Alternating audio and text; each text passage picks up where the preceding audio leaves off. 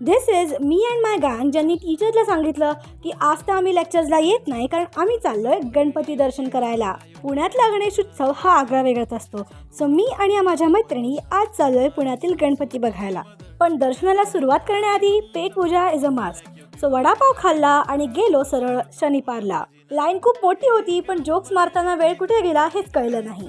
Finally we entered the शनिपार्स जलमय द्वारका. द्वारका एकदम सुंदर होती. असं वाटत होतं की आम्ही अक्षरशः द्वारकेमध्ये उभे आहोत. गर्दी प्रचंड असल्यामुळे आम्ही 2 ग्रुप्समध्ये फिरत होतो. तेवढ्यात आमचा एक ग्रुप या गर्दीत हरवला. त्यामुळे आम्ही त्यांची वाट बघत मागेच उभे होतो.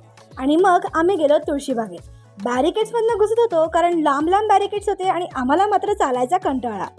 असंख्य आणि भरपूर फोटोज काढले आणि मग आम्ही गेलो तुळशीबागेचा मेन गणपती म्हणजेच पुण्यातला 4था मानाचा गणपती बघायला. यावेळेस इकडे वृंदावन अशी थीम होती.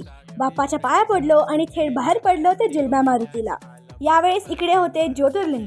12 ज्योतिर्लिंग पाहिली आणि पुन्हा एकदा पेट पूजा करण्यासाठी पाणीपुरीच्या गाडीपाशी थांबलो.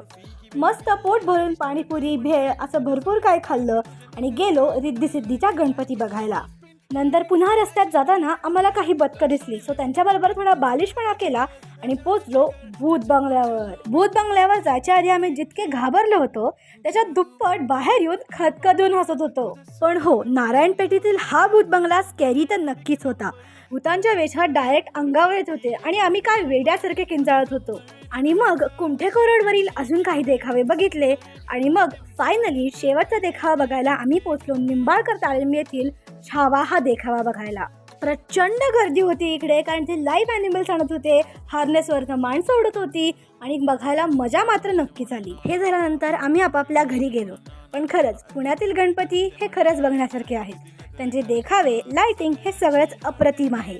आजसाठी एवढंच. भेटूया पुढच्या ब्लॉगमध्ये. चॅनलला सबस्क्राईब करा.